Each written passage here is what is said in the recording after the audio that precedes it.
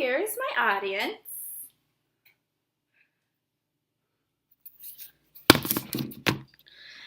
Being a family means you are a part of something very wonderful. It means you will love and be loved for the rest of your life.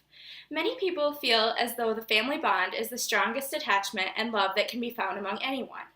Although there are several different types of families that exist today, we will be discussing protective families as well as laissez-faire families.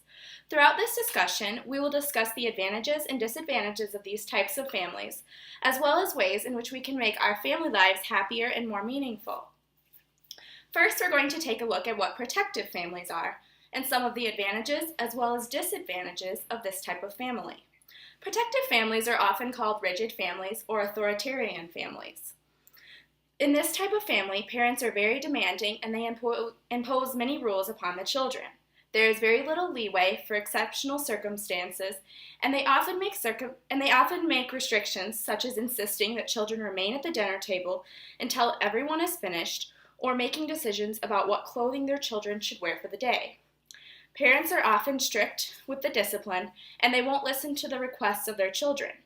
This style of parenting also expects that orders be obeyed without hesitation or explanation. Some potential benefits of this style of parenting may include that the child may be shaped into a responsible, disciplined young adult that always works their hardest.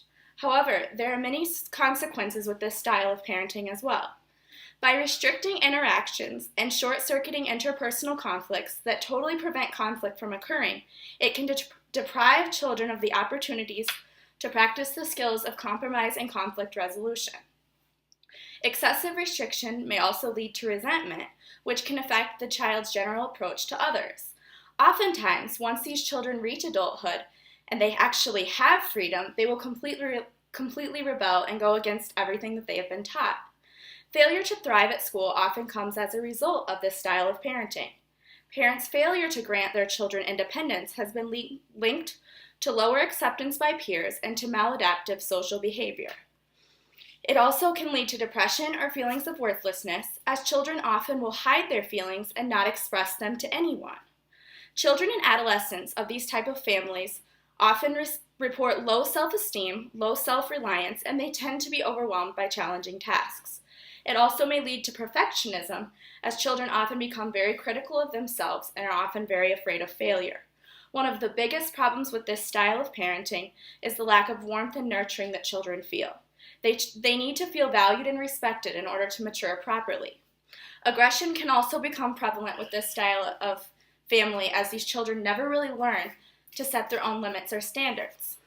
Next, we're going to be looking at laissez-faire families, and we will discuss potential benefits as well as consequences of this style of family.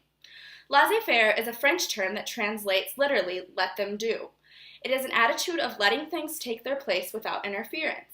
Laissez-faire or permissive parenting involves little restriction or independence and lack of a routine and consistency. There are a few benefits, such as that this style gives children the freedom so that they can explore, and this actually leads to interaction with peers and to playing with them. This in turn can lead to learning the skills needed to form and maintain positive relationships with the peers. They often have much more stable friendships than children from very restrictive parenting. In addition, they often show a lot of creativity as they are able to explore freely. However, this style of parenting also has many consequences. Often these children don't find fulfillment in their relationships with others as their parents are not actively involved. Parents don't have many demands for their children, and they allow the kids to guide themselves and to set their own boundaries. This often leads to safety hazards, especially with young children. Children from this style of parenting often tend to be reliant on others, they show less persistence, and have lower school achievement than their peers. As these kids have very little structure and support, they often suffer from drug and alcohol abuse. Because parents don't consistently discipline their children, they are often confused and unsure of what is acceptable. Permissive parents avoid confrontation at all costs and often use bribery, such as toys, gifts, and food, as a means to make the child behave. Children often feel insecure and lack confidence due to lack of boundaries and guidance.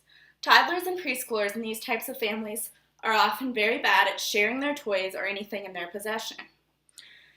An example of this type of parenting is when parents do everything that they can to keep their kids from feeling disappointment or hurt. However, this actually instills in the child unrealistic expectations that end up hurting them more once they become adults. Many parents allow their toddlers also to get what they want when they throw tantrums. However, by rewarding this behavior, parents are in effect telling their children that they can get whatever they want by misbehaving. Finally, we will discuss a common issue that many families have, and that is how to make family life happy and meaningful. Happiness within the family is essential to maintain a close relationship with all family members. Often, parents should try to keep an open line of communication with their children, especially when they're young. By the teenage years, many will not share their feelings or anything concerning their personal lives with their parents.